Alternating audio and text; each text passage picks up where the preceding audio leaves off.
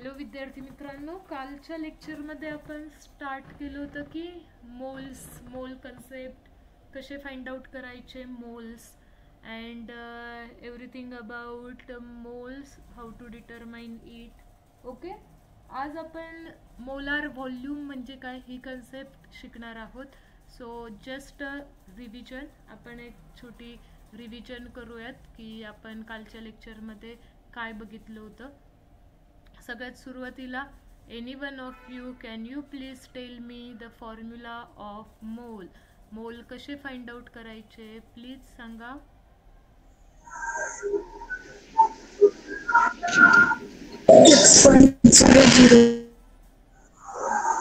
Formula काय आहे मोलचा? Formula given mass upon molar mass. Yes, correct, very good. Given mass upon molar मास.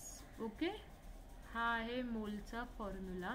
तर काल मी तुम्हाला काही होमवर्क दिला होता, काही जणांनी मला तो पाठवलाय. सो करेक्टली सॉल्व केलं होतं. Number of atoms find out करायचे होते. Given mass upon molar mass हा आहे आपला मोलचा फॉर्म्युला. आता बघा, म्हणजे मोलचं आणि आज आपल्याला बघायचं आहे मोलार व्हॉल्यूम. मोलचं आणि व्हॉल्यूमचं काय रिलेशन असणार आहे. ठीक आहे, मोलार व्हॉल्यूम आपण फाइंड आउट करायचं आहे, ही कन्सेप्ट आपल्याला बघायची आहे. तर काय कन्सेप्ट आहे बघा. ॲट एसटीपी कंडिशन, म्हणजे जर एसटीपी कंडिशन असेल, एसटीपी म्हणजे काय हे सुरुवातीला मी तुम्हाला सांगते, डोंट वरी. एसटीपी म्हणजे standard temperature and pressure. Standard temperature and pressure. Okay, मग आता तुमच्या माइंडमध्ये हा क्वेश्चन आला असेल की मॅडम स्टँडर्ड टेम्परेचर आणि प्रेशर म्हणजे काय. तर स्टँडर्ड टेम्परेचर असतं 0 degree Celsius and standard pressure असणार आहे, स्टँडर्ड प्रेशर असणार आहे 1 ॲटमॉस्फिअर. जर मग एखादा एक्सपेरिमेंट करताना स्टँडर्ड टेम्परेचर असेल आणि 1 ATM हे जर काय असेल, प्रेशर असेल तो एक्सपेरिमेंट करताना, तर त्या एक्सपेरिमेंटमध्ये, त्या रिॲक्शनमध्ये जर 1 मोल एखादा सबस्टन्स असेल, 1 mole of any gas, 1 mole of any gas, कुठल्याही गॅसचा 1 मोल जर असेल, तर 1 मोल ऑफ एनी गॅस काय करणार आहे माहिती आहे, ऑक्युपाइड, किती व्हॉल्यूम ऑक्युपाइड करणार आहे, तर ऑक्युपाइड और occupies the volume 22.4 litre. Okay, म्हणजेच आपल्याला काय कळतंय, जर एसटीपी कंडिशन असेल, for example it is a hypothetical reaction, A which is in a gaseous state plus B it is also in a gaseous reaction, आणि ह्यांच्यापासून एक product इथे form होत आहे.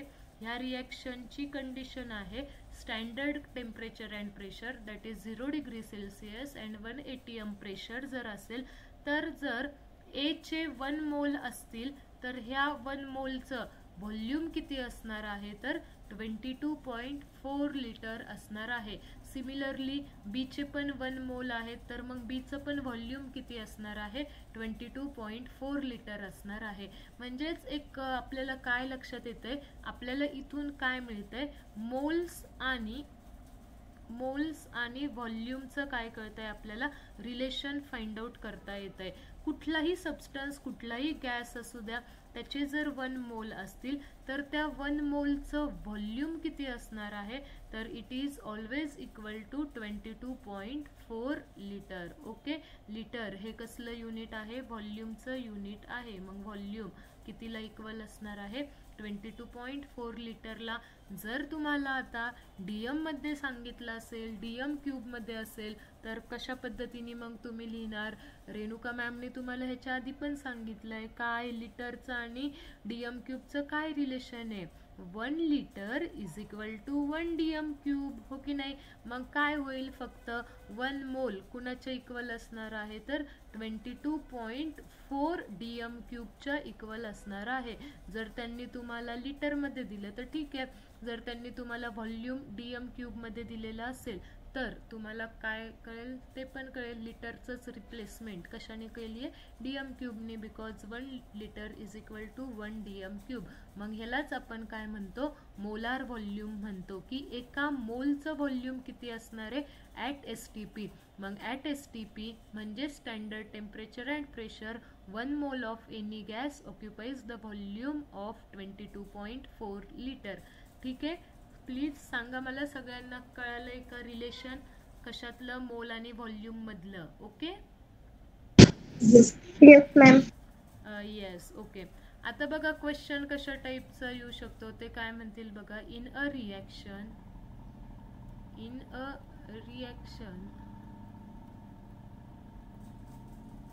व्हॉल्यूम ऑफ प्रोडक्ट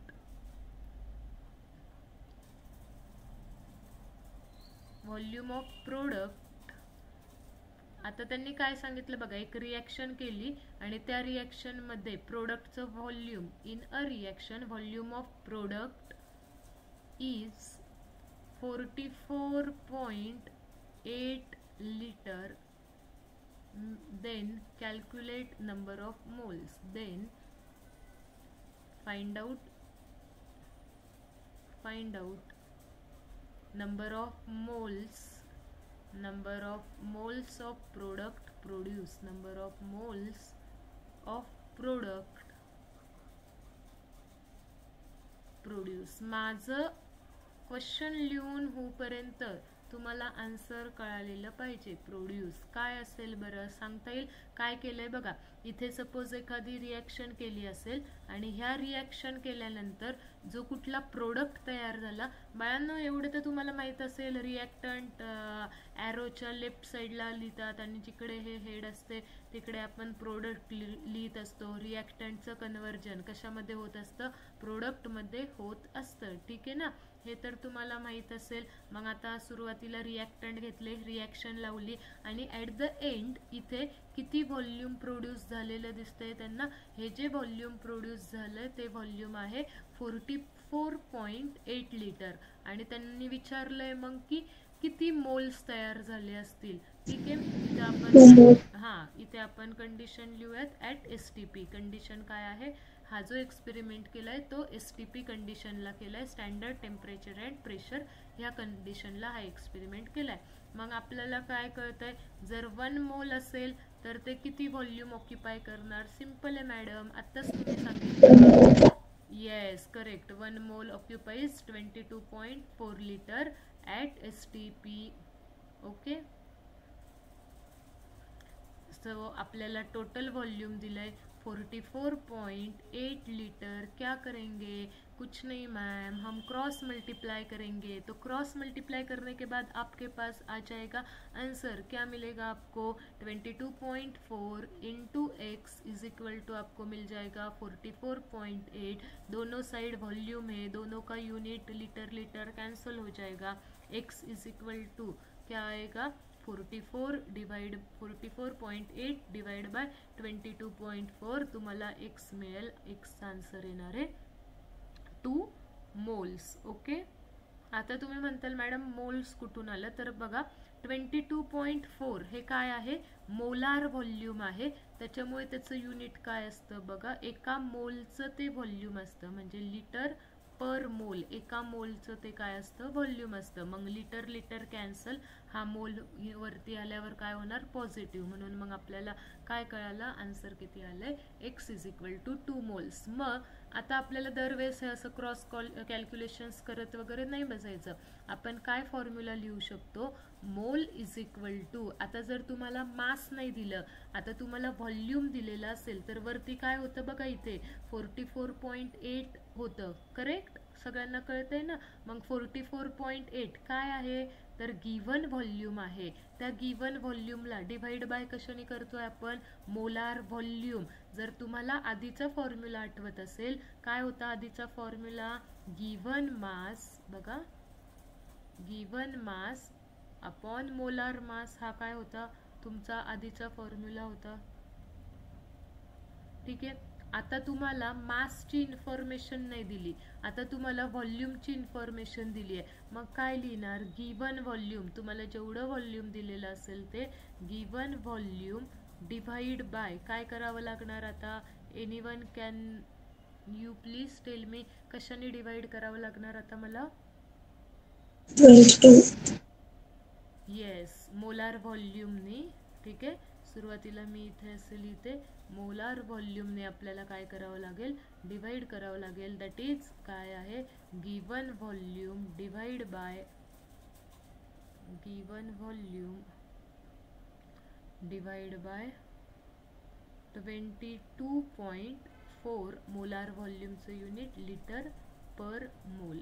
ठीक आहे, गॉट इट एव्हरीवन? क्लिअर आहे सगळ्यांना? Formula Yes, कळत ma'am. आहे? Yes, okay, good. So next, find out the total volume occupied. Find out total volume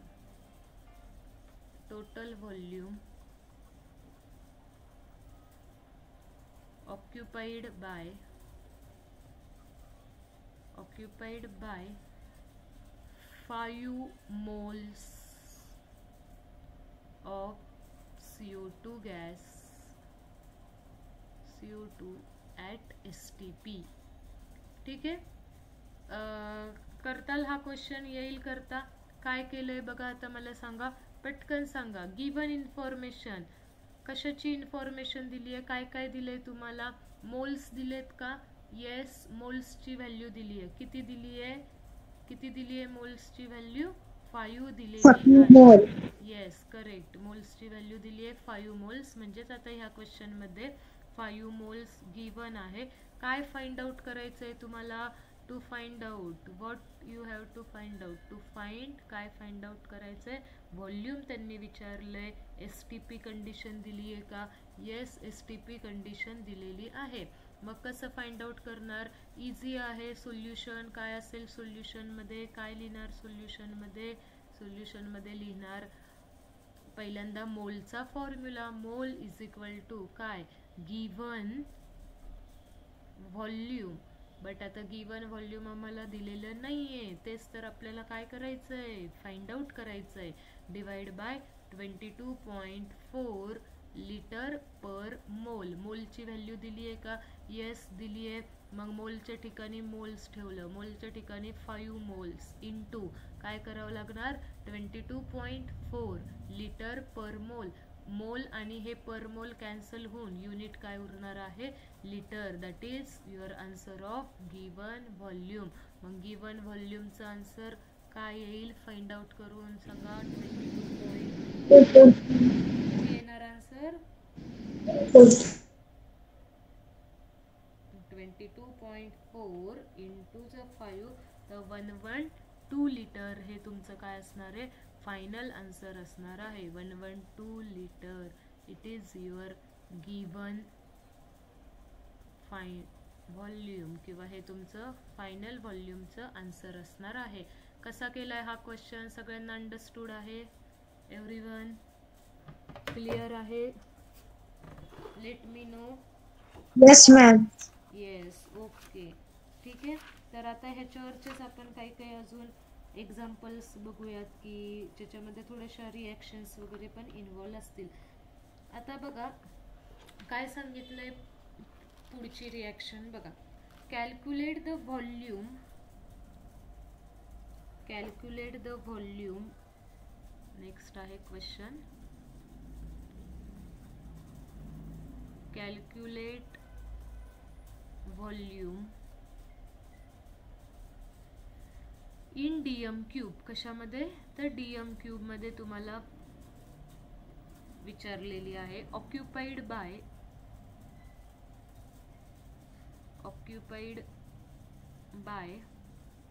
calculate the volume in DM cube occupied by 60 gram of ethane at STP.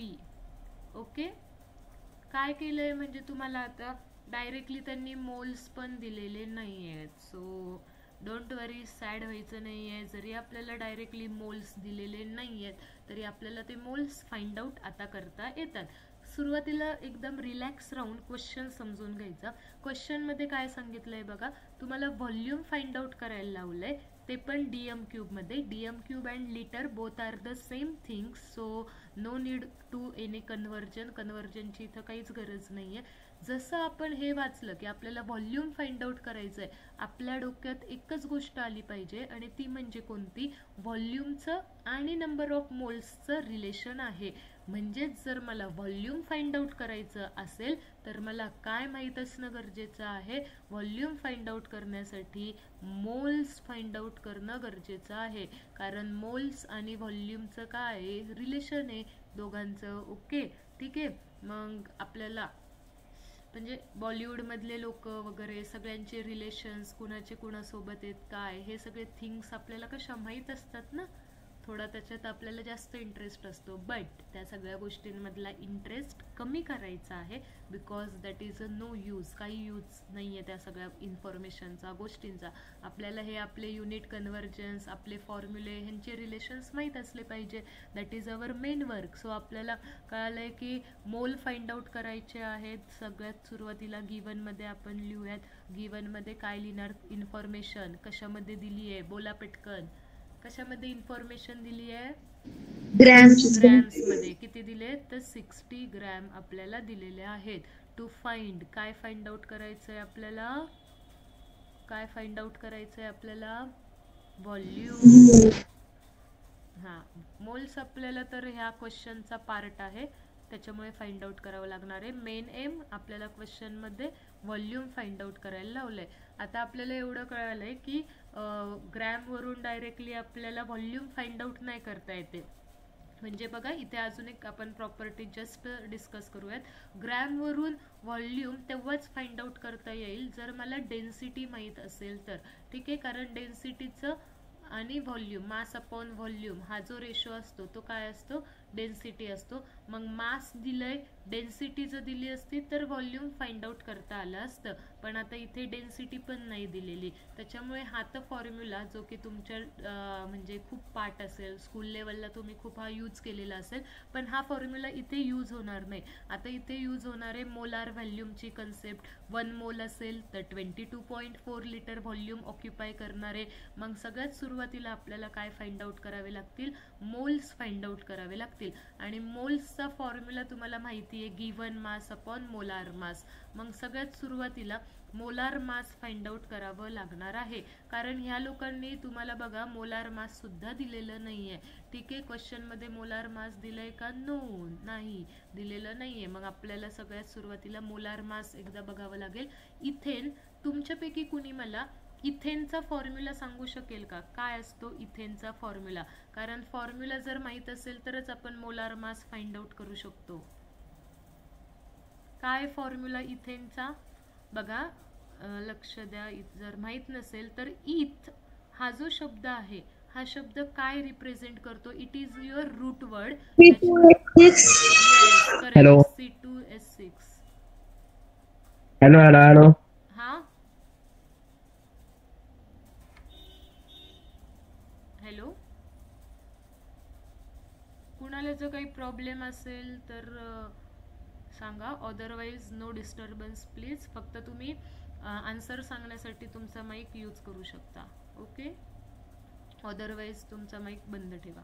So इथेनचा formula एका स्टुडंटने सांगितलेला आहे, that is C2H6. जर suppose बाकीच्यांना माहीत करून घ्यायचं असेल कसा आला हा फॉर्म्युला, तर बघा लक्ष द्या. इथचा मिनिंग असतो, म्हणजे इथ ह्याच्यावरून आपल्याला नंबर ऑफ ॲटम्स कळतात, number of carbon atoms. Number of carbon atoms असणार आहेत 2.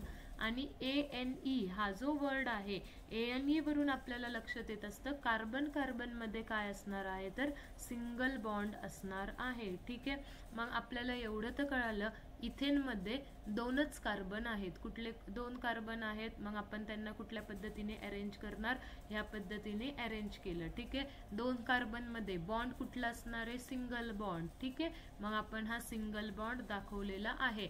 आता तुम्हाला एवढं माहित असेल की कार्बन मॅक्झिमम 4 बॉन्ड्स बनवतं. मग ज्या गोष्टी आपल्याला दिसत नाहीयेत ना त्या कुणासोबत, ते बॉन्ड्स कुणासोबत असणार आहे, हायड्रोजन सोबत. मग ह्या कार्बनचे 3 बॉन्ड्स हायड्रोजन सोबत आणि ह्या कार्बनचे, दुसऱ्या कार्बनचे 3 बॉन्ड्स हायड्रोजन सोबत. आता कसे दोन्ही कार्बन खुश झाले, दोघांचे काय झाले, 4 बॉन्ड्स फिक्स झाले, 4 बॉन्ड्स ह्याचे, 4 बॉन्ड्स ह्याचे. ठीक आहे. मग फॉर्म्युला काय आहे, 2 कार्बन दिसतात ते C2, हायड्रोजन्स किती दिसतात ते 1 2 3 4 5 6. फॉर्म्युला काय झाला मग C2H6. ओके. मग आता ह्याचं मोलार मास काय असेल, काय करणार आपण, 2 × 12 का घेतलं मी, आता तुम्हाला आठवत असेल कार्बनचं ॲटॉमिक मास 12 असतं, कार्बनचं मोलार मास 12 ग्रॅम पर मोल असणार. 12 × 2 कारण 2 कार्बन इथे दिसतात. 6 × काय करावं लागणार आहे, हायड्रोजनचं 1 असतं. मग हे येईल 12 × 2 24 प्लस हे 6, इथून आन्सर येईल मोलार मासचं 24 + 6 किती असतं 30 आणि युनिट असणार आहे ग्रॅम पर मोल. ओके. आता मोलार मास आपलं फाइंड आउट झालेलं आहे. आता आपण पटकन मोल्स फाइंड आउट करू शकतो. ठीक आहे. मोल्स आपल्याला फाइंड आउट करता येईल. आता मोल्स कसे फाइंड आउट करणार, गिवन इन्फॉर्मेशन ग्रॅम मध्ये दिलेली आहे. मग ग्रॅम मध्ये जर इन्फॉर्मेशन असेल तर काय करावं लागेल, मोलार मासने डिवाइड करावं लागेल. मग 30 gram divide by 60 gram, sorry उलट झालं, किती गिवन मास किती दिलंय, गिवन मास दिलेला आहे 60 ग्रॅम आणि मोलार मास किती आलंय आपलं, मोलार मास आलेला आहे 30 ग्रॅम पर मोल. ओके. मग ग्रैम ग्रैम कैंसल, कट हो गए, कट गया उनका, क्या हो जाएगा 2 मोल्स. Yes correct. ठीक आहे. मग आपलं मोल्सचं आन्सर आलंय. मग काय क्वेश्चन आपल्याला solve, that's all, it's very easy. काय करणार आता, व्हॉल्यूम आपल्याला फाइंड आउट करायचं आहे. ठीक आहे. मोल्स एकदा का मिळाले तर आपल्याला हे रिलेशन माहिती आहे, कुठलं, मोलार व्हॉल्यूमचं रिलेशन आता आपण बघितलं. 1 मोल किती व्हॉल्यूम ऑक्युपाय करणार आहे, 22.4 लिटर. ठीक आहे. मग आपल्याकडे क्वेश्चन मध्ये किती मोल्स आलेत, 2 मोल्स आलेत. मग इथे आपण लिहिणार 1 मोल किती व्हॉल्यूम ऑक्युपाय करणार आहे, 22.4 लिटर, किंवा काय म्हणू शकतो आपण DM³. मग 2 मोल्स असतील तर हे 2 मोल्स मिळून किती व्हॉल्यूम असेल, 2 × 2.4 DM³. So your answer will be, क्या आएगा आंसर, 44.8 DM³. ओके. कळालाय सगळ्यांना हा क्वेश्चन कसा सॉल्व केलाय. 2 मार्क्सला हे क्वेश्चन्स येतात. ठीक आहे. Yes ma'am. Okay okay okay. So आपण मग अजून ह्याच्यावरचे क्वेश्चन्स घेऊयात. नेक्स्ट क्वेश्चन, ॲक्च्युली आपला चॅप्टर जो आहे तो फिनिश झालेला आहे, संपलेला आहे आपला फर्स्ट चॅप्टर. ओके. आपण काही काही एक्झाम्पल्स घेऊयात, अजून प्रॉब्लेम सॉल्व करूयात.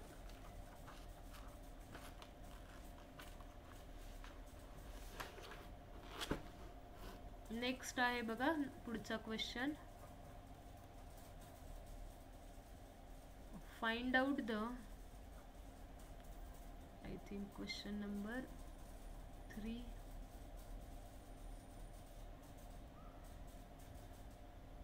find out volume of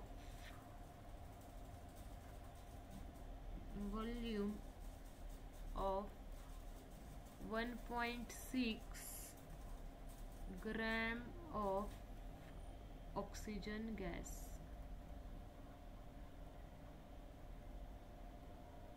ठीक आहे. Find out volume of oxygen gas, gram दिलेत 1.6 ॲट STP कंडिशनला. मग काय करणार, सेम. आता गिवन इन्फॉर्मेशन कशामध्ये आहे, तर गिवन इन्फॉर्मेशन तुमची ग्रॅम मध्ये आहे. तुम्हाला 1.6 ग्रॅम दिलेले आहे. टू फाइंड, काय फाइंड आउट करायचंय तुम्हाला, to find out the volume. Okay, volume find out करायचं आहे. मग सगळ्यात पहिल्यांदा सोल्युशनमध्ये आपल्याला एवढी हिंट लागतीये की एक्झामिनर काय आपल्याला इझिली डायरेक्ट मोल्सची व्हॅल्यू देत नाहीये. कसंही करून ते आधी आपल्याला मोल्स फाइंड आउट करायला लावतातच आहे, हो की नाही. प्रत्येक क्वेश्चनमध्ये मग आपल्याला मोल्स फाइंड आउट करावे लागतात आहे सुरुवातीला. मग आता मोलार मास काय येईल सांगा.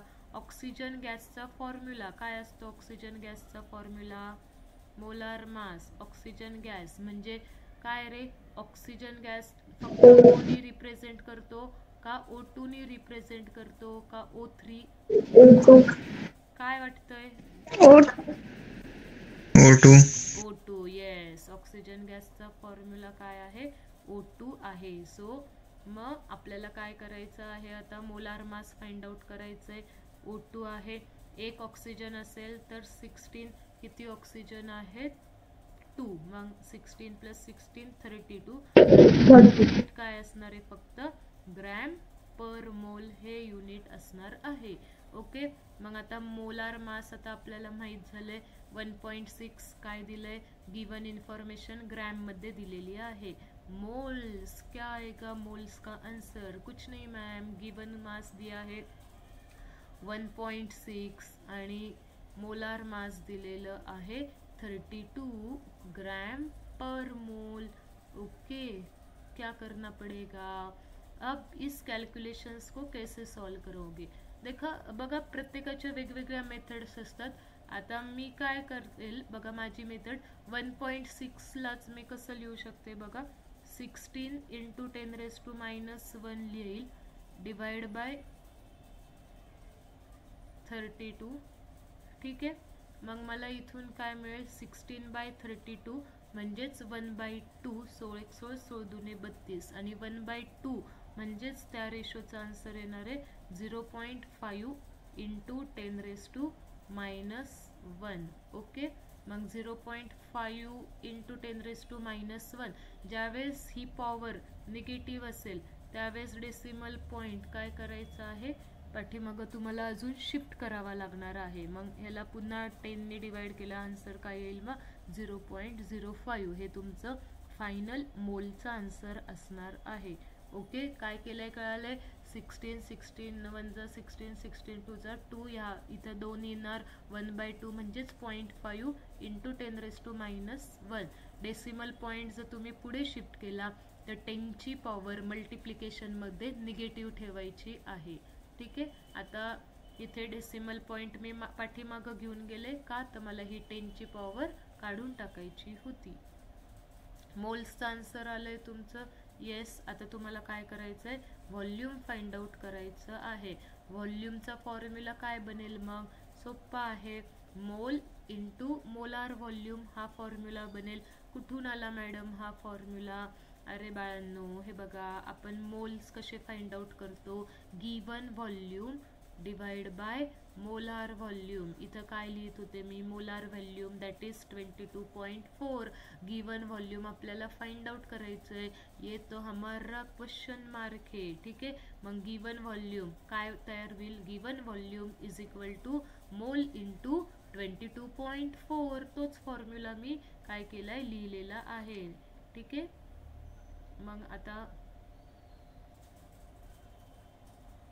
Please find out the answer and let me know काय येईल. Yes, very good. मोल्सचा आन्सर 0.05 इंटू 22.4. ठीक आहे, मग आन्सर तुम्हाला मिळेल 1.12 dm³. ठीक आहे, कळालंय सगळ्यांना कसं सॉल्व करतोय आपण. कुणाला काही डाउट्स ह्या प्रॉब्लेम्स मध्ये. इझी आहे. आपला फ्लो चार्ट काय बनेल मग. आपला फ्लो चार्ट बनेल जर तुम्हाला गिवन इन्फॉर्मेशन व्हॉल्यूम मध्ये दिलेली असेल. गिवन इन्फॉर्मेशन गिवन व्हॉल्यूम मध्ये दिलेलं असेल तर तुम्हाला मोल्स फाइंड आउट करायचे असतील तर काय करावं लागेल. बाय डिवाइड 22.4 लिटरनी डिवाइड करावं लागेल. कंडिशन काय आहे at STP, standard temperature and pressure असलं पाहिजे. ठीक आहे. मग ह्याच्यासारखेच आपण नेक्स्ट एक्झाम्पल घेऊयात. तुमच्या बुकमधलेच सगळे एक्झाम्पल मी घेते.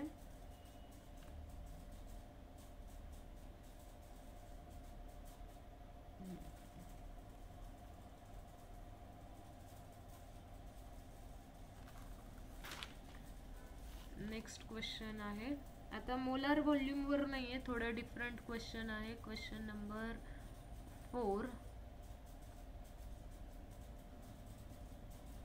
एक रिॲक्शन होती आता आणि त्या रिॲक्शन वरून तो क्वेश्चन विचारलेला आहे. ठीक आहे. आता रिॲक्शन कुठली आहे तर बघा, कॅल्शियम कार्बोनेटच्या डिकम्पोजिशनची रिॲक्शन आहे. कॅल्शियम कार्बोनेटच्या डिकम्पोजिशनची रिॲक्शन आहे. बघा, 100 gram of calcium carbonate decomposes and produce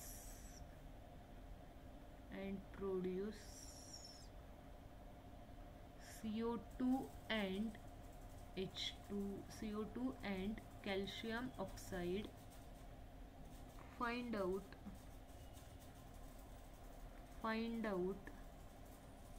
volume of CO2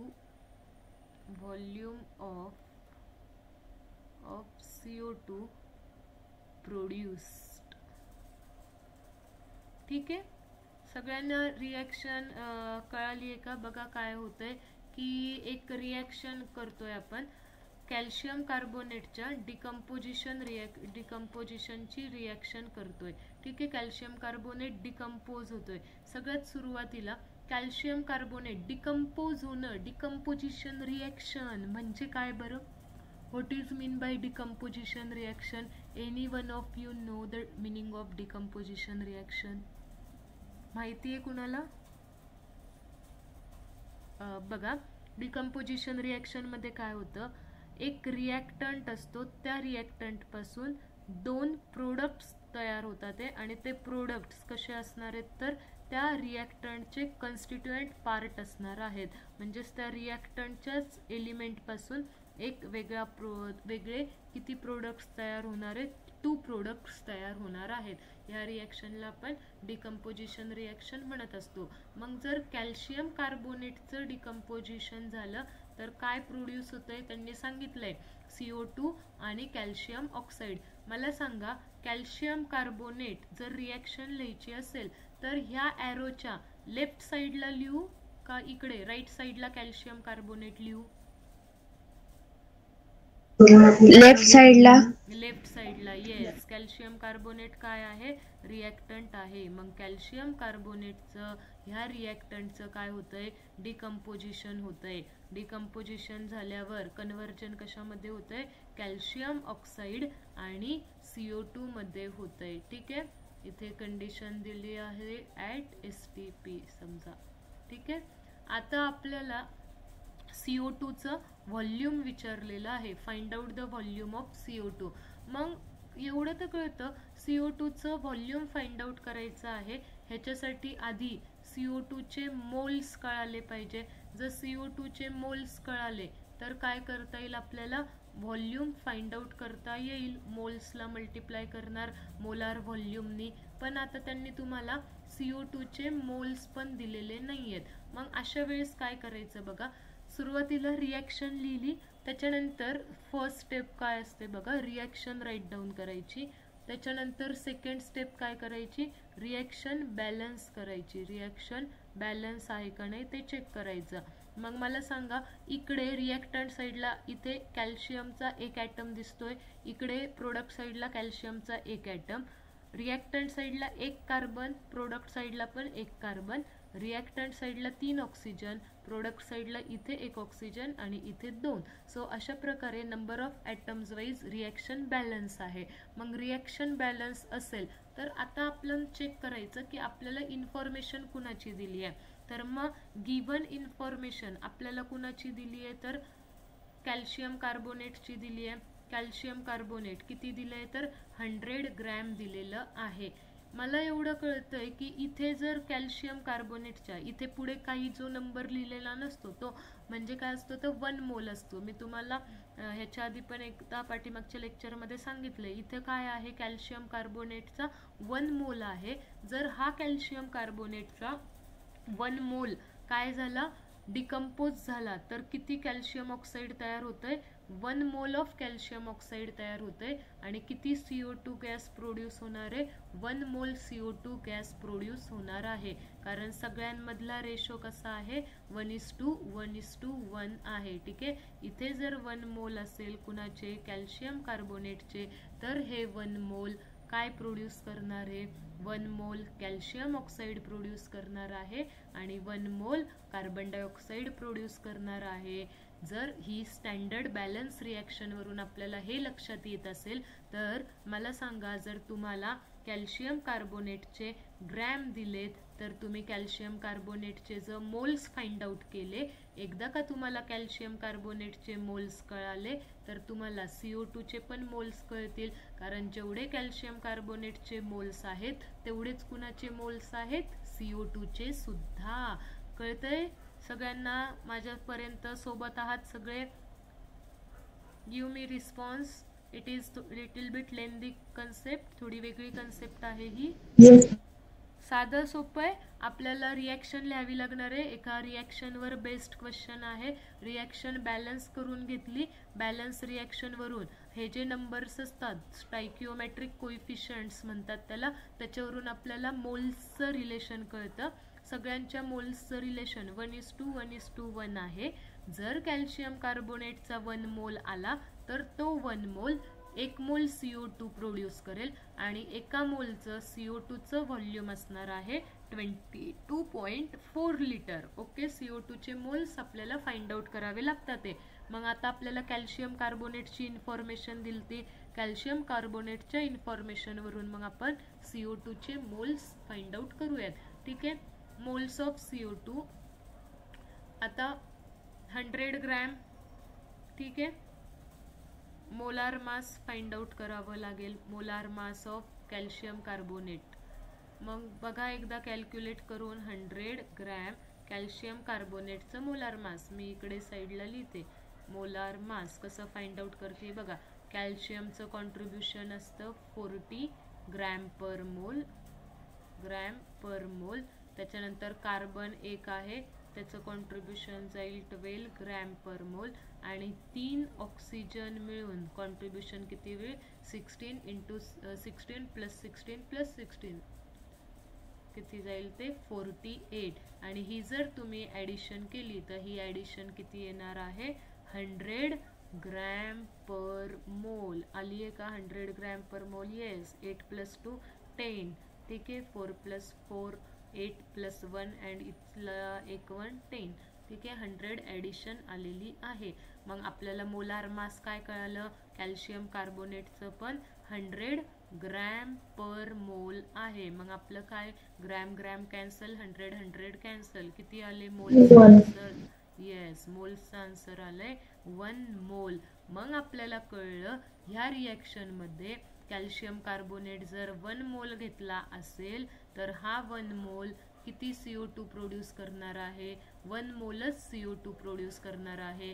कारण रिलेशन कसं आहे तिघांमधलं 1:1:1 रिलेशन आहे. ओके. मग आपण काय लिहू शकतो खाली statement 1 mole of calcium carbonate 1 mole of calcium carbonate is produce. Okay. Me calcium carbonate वरती लिहिते 1 mole of calcium carbonate produced. बोला काय प्रोड्यूस केले किती मोल्स प्रोड्यूस केले 2.4. येस ते लिटर मध्ये आन्सर. पण 1 मोल कॅल्शियम कार्बोनेट प्रोड्युसेस सुरुवातीला 1 मोल ऑफ CO2 असं आपण आधी स्टेटमेंट लिहिणार. ठीक आहे. म्हणजे CO2 चे मोल्स आपल्याला कळाले. Therefore 1 mole of CO2 occupies 1 mole of CO2 occupies 22.4 4 litre volume. कसं कळालं? आपल्याला रिलेशन माहिती आहे. 1 mole of any gas, particular कुठल्या गॅससाठीच हा लॉ आहे का, हे रूल आहे का? नाही, कुठलाही गॅस असू द्या, जर त्याचं 1 मोल असेल तर तो किती व्हॉल्यूम ऑक्युपाय करणार आहे? 22.4 लिटर व्हॉल्यूम ऑक्युपाय करणार आहे. मग आपण आधी CO2 चे मोल्स फाइंड आउट केले. Okay, got it? सगळ्यांना कळालंय कसं आन्सर आलंय? हो. Yes, very good. Okay, next question similar पद्धतीचा आहे. ठीक आहे, तुम्ही एक्सरसाइज वगैरे आता सॉल्व करू शकता. आपला चॅप्टर संपलेला आहे. आपण एक क्विक रिव्हिजन घेऊ शकतो. ठीक आहे, बघा, मी सुरुवातीला ह्या चॅप्टरच्या मॅटर म्हणजे काय ह्याची डेफिनेशन तुम्हाला सांगितली होती. मग मॅटरचं क्लासिफिकेशन 2 टाइप्सने केलं जातं. कुठल्या कुठल्या? फिजिकल क्लासिफिकेशन असतं आणि केमिकल क्लासिफिकेशन असतं. फिजिकल क्लासिफिकेशन आणि दुसरं असतं केमिकल क्लासिफिकेशन. ह्या चॅप्टरमध्ये आपण काय बघितलं आहे तर केमिकल क्लासिफिकेशन बघितलेलं आहे. मग केमिकल क्लासिफिकेशन ह्याचे पण काय आहेत तर वेगवेगळे केमिकल क्लासिफिकेशन कसं केलं ते आपण इन डिटेल मध्ये बघितलं होतं. ओके, मग केमिकल क्लासिफिकेशन मध्ये काय केलेलं आहे की प्युअर सबस्टन्सेस आणि अजून काय, प्युअर सबस्टन्सेस आणि मिक्सचर्स असे 2 टाइप्स बघितले होते. Yes, correct. मग केमिकल क्लासिफिकेशन मध्ये आपण काय बघितलं होतं? ओके, फिजिकल क्लासिफिकेशन साठी तुम्ही स्टडी करणार आहात स्टेट्स ऑफ मॅटर नावाचा chapter. Physical classification solid, liquid आणि gaseous. It is on a appearance, look of matter. मॅटरचा अपीअरन्स कसं असू शकतं? मॅटर सॉलिड फॉर्म मध्ये दिसू शकतो, लिक्विड फॉर्म मध्ये असू शकतो, गॅसियस फॉर्म मध्ये असू शकतो. आणि केमिकल क्लासिफिकेशन मध्ये मग आपण बघितलं होतं की त्या सबस्टन्सचं नेचर कसं असणार आहे. ओके, मग एकतर तो केमिकल सबस्टन्स एकदम प्युअर असू शकतो, दॅट इज प्युअर सबस्टन्स हा एक टाईप होता. आणि दुसरा टाईप होता मिक्सचर्स. ओके, मग प्युअर सबस्टन्सला सुद्धा आपण काय केलं होतं? क्लासिफाय केलं होतं. कशामध्ये? एलिमेंट्स आणि कंपाऊंड्स मध्ये. एलिमेंट्स आणि दुसरं होतं कंपाऊंड्स. काय फरक असतो मिक्सचर आणि प्युअर सबस्टन्स मध्ये? त्याच्यानंतर एलिमेंट्स आणि कंपाऊंड्स मध्ये. तर बघा, प्युअर सबस्टन्स मध्ये काय असतं? प्रपोर्शन जे असतं, रेशो जो असतो तो कसा असतो? फिक्स राहतो. म्हणजेच आता जर आपण बघितलं की जगाच्या पाठीवर कुठेही गेलं तरी water it is a chemical compound, chemical molecular form आहे तो. कुठेही गेलं तरी वॉटरमध्ये जे काही प्रपोर्शन आहे हायड्रोजन आणि ऑक्सिजनचं दॅट इज सेम 2:1. म्हणजेच हा एक प्युअर सबस्टन्स असणार आहे जिथं प्रपोर्शन व्हेरिएबल नसेल, प्रपोर्शन हे फिक्स असेल. आता मिक्सचर्समध्ये काय असतं की प्रपोर्शन्स नेहमी व्हेरिएबल होत असतात. म्हणजेच बघा, आता मुलींना पाणीपुरी खूप आवडत असते, पण स्पेसिफिकली त्यांना ती एकाच ठिकाणची पाणीपुरी आवडत असते बरं का. असं काही सगळीकडचीच पाणीपुरी नाही आवडत, कारण प्रत्येकाची पाणीपुरी बनवण्याची एक पद्धत, एक टेस्ट थोडी वेगवेगळी असते. इन्ग्रेडियंट्स हे फिक्स नसतात की एवढ्या प्रपोर्शनमध्येच टाकलं पाहिजे, एवढ्या प्रपोर्शनमध्येच इन्ग्रेडियंट्स ॲड करायचे, असं काही नसतं. मग मिक्सचर्समध्ये प्रपोर्शन कसं असतं? व्हेरिएबल असतं. Proportion is not fix. मग मिक्सचर्सचे पण काय असतात? 2 टाइप्स असतात. कुठले कुठले टाइप्स असतात? Any one of you can tell me मिक्सचरचे कुठले? Homogeneous and heterogeneous. Correct, homogeneous and heterogeneous. Homogeneous आणि हेट्रो. ठीक आहे, मग ह्याच्यामध्ये आपण होमोजेनियस म्हणजे काय हे सुद्धा इन डिटेल मध्ये बघितलं होतं. हेट्रोजेनियस म्हणजे काय आता मी जस्ट तुम्हाला सांगते, होमोजेनियसमध्ये युनिफॉर्म काय असणार आहे, युनिफॉर्म मिक्सिंग असणार आहे. म्हणजे एक कम्प्लीट लेअर, तिथं तुम्हाला असे इन्ग्रेडियंट्स वेगवेगळे दिसणार नाही, किंवा एखादा इन्ग्रेडियंट दिसू शकतो पण बाकीचे सगळे कसे असतात, नॉट विजिबल पार्टिकल्स असतात. सगळा एक लेअर तयार होतो, युनिफॉर्मली मिक्स झालेले असतात.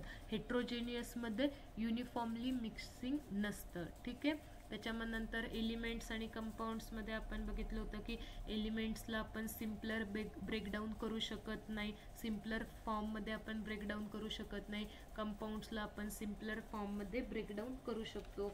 मग ह्याचे सगळे आपण एक्झाम्पल्स बघितले होते. ठीक आहे. हा झाला तुमच्या चॅप्टरचा part 1, that is your A part, classification, specially chemical classification. त्याच्यानंतर आपण बी पार्टमध्ये युनिट अँड कन्व्हर्जन्स बघितले होते. मग ह्याच्यामध्ये सगळ्यात इम्पॉर्टंट युनिट अँड कन्व्हर्जन्समध्ये तुम्हाला काय लक्षात ठेवायचं आहे, केमिस्ट्रीच्या दृष्टीनं पहिलं टेम्परेचरचे युनिट कन्व्हर्जन. टोटल टेम्परेचरचं SI युनिट असतं केल्व्हिन. ओके. पण डे टू डे लाईफमध्ये आपण कुठलं यूज करत असतो, डिग्री सेल्सिअस. मग काय आहे, 0 degree Celsius is equal to 273 kelvin. Yes. Okay. मग डिग्री सेल्सिअसचं कन्व्हर्जन केल्विनमध्ये करताना प्लस 273 करायचं, केल्विनचं डिग्री सेल्सिअस करताना मायनस करायचं, इकडे 0 डिग्री टू केल्विन जाताना प्लस करायचं आहे. ओके. त्याच्यानंतर मी तुम्हाला एक फॉर्म्युला किंवा एक इक्वेशन लक्षात ठेवायला सांगितलं होतं, degree Fahrenheit is equal to, काय आहे ते इक्वेशन, कोणी सांगू शकतं मला? Degree Fahrenheit is equal to 9/5 degree Celsius plus 32. जर तुम्हाला फॅरेनहाइट दिला असेल, डिग्री सेल्सिअस फाइंड आउट करायचं असेल तर तुम्ही हे रिलेशन यूज करू शकता. डिग्री सेल्सिअस दिलं असेल, फॅरेनहाइटमध्ये विचारलं असेल तरी तुम्हाला हे इक्वेशन यूज करायचं आहे. मग टेम्परेचरचे युनिट कन्व्हर्जन मस्ट आहेत, हे तुम्हाला आलेच पाहिजे. आणि सेकंड युनिट कन्व्हर्जन जे की खूप इम्पॉर्टंट आहेत, दॅट इज व्हॉल्यूम. व्हॉल्यूमचे युनिट कन्व्हर्जन्स. मग मी सांगितलं होतं 1 मीटर क्यूब, जर एका मीटर क्यूबचा बॉक्स असेल तर इट ऑक्युपाईज 1000 लिटर. ओके. एवढं त्याचं काय असणार आहे, व्हॉल्यूम असणार आहे. SI युनिट काय आहे व्हॉल्यूमचं, तर मीटर क्यूब. मग त्याच्यानंतर आपण युनिट कन्व्हर्जन बघितले होते की 1 लिटर म्हणजेच काय असतं, 1 DM क्यूब असतं. 1 लिटर म्हणजेच काय असणार आहे मॅडम, सांगा मला? 1000 ml असणार आहे. आणि 1 लिटर म्हणजेच काय असणार आहे, 1000 सेंटीमीटर क्यूब असणार आहे. ठीक आहे. मग हे 3 युनिट कन्व्हर्जन्स, लिटरचे to DM cube, ml and centimetre cube, हे आपल्याला माहीत असले पाहिजे. It is your part B, unit and conversions. Part C मध्ये आपण बघितलं होतं, काय पाहिलं होतं पार्ट सी मध्ये आपण, लॉज, केमिकल कॉम्बिनेशनचे 5 लॉज. ते 5 लॉज सुद्धा इम्पॉर्टंट आहेत. ठीक आहे. पहिल्या लॉ मध्ये आपण बघितलं होतं की रिॲक्टंट साईडचं mass is equal to product साईडचं मास. त्याच्यानंतर दुसऱ्या लॉ मध्ये आपण बघितलं होतं की इरिस्पेक्टिव्ह ऑफ द सोर्स कुठलाही असू द्या, पर्सेंटचा वेट पर्सेंटेज कसं असतं, कॉन्स्टंट राहणार आहे. ठीक आहे, एखाद्या कंपाऊंडमध्ये. आणि त्याच्यानंतर तिसऱ्या लॉमध्ये बघितलं होतं मल्टिपल प्रपोर्शनच्या लॉमध्ये, जर 2 आणि 2 पेक्षा जास्त एलिमेंट एकत्र आले तर एका एलिमेंटचं मास कॉन्स्टंट राहतंय, दुसऱ्या एलिमेंटच्या मासेसचा रेशो कसा असणार आहे, एक सिंपल होल नंबर रेशो असणार आहे. त्याच्यानंतर गेलुसॅक लॉमध्ये आपण चौथ्या लॉमध्ये बघितलं होतं की व्हॉल्यूमचा रेशो कसा असतो, तर एक सिंपल रेशो असतो. आणि 5व्या लॉमध्ये ॲव्होगॅड्रोज लॉमध्ये आपण बघितलं होतं टेम्परेचर, प्रेशर आणि व्हॉल्यूम जर सेम असेल तर नंबर ऑफ मोल्स पण कसे असणार आहेत, सेम असणार आहेत. ठीक आहे. अशा पद्धतीने आपण 5 लॉज बघितले होते. त्याच्यानंतर आता पार्ट डी मध्ये मग आपली काय सुरू होतीये, पार्ट डी मध्ये आपली स्टार्ट होतीये मोल कन्सेप्ट अँड एव्हरीथिंग अबाउट मोल, AMU, मोलार व्हॉल्यूम. ठीक आहे. मग स्टडी करताना ह्या पार्ट सी मध्येच तुम्हाला एकदा डाल्टन लॉचे स्टेटमेंट पण करायची आहे. ओके, ठीक आहे. अशा पद्धतीने आपला हा 4 पार्ट्समध्ये चॅप्टर आपण डिवाइड करून स्टडी करू शकतो. तुम्ही रिव्हिजन देताना पण सुरुवातीला ए पार्ट पूर्ण छान वाचायचा, तो आपल्याला आठवतोय का ते चेक करायचं. त्याच्यानंतर युनिट कन्व्हर्जन्सकडे जायचं. पार्ट सी मध्ये मग लॉजचा स्टडी करून बघायचा आणि मग पार्ट डी आपण स्टडी करून चॅप्टर कम्प्लिटली रिवाइज करू शकतो. ओके, अशा पद्धतीने आपला चॅप्टर संपलाय. कुणाला काही डाऊट्स असतील तर विचारा, otherwise we will stop here. अजून 5 मिनिट्स आहे मी, so if you have any doubt. सगळ्यांना कळालंय का आज जे काही शिकलोय ते? हो.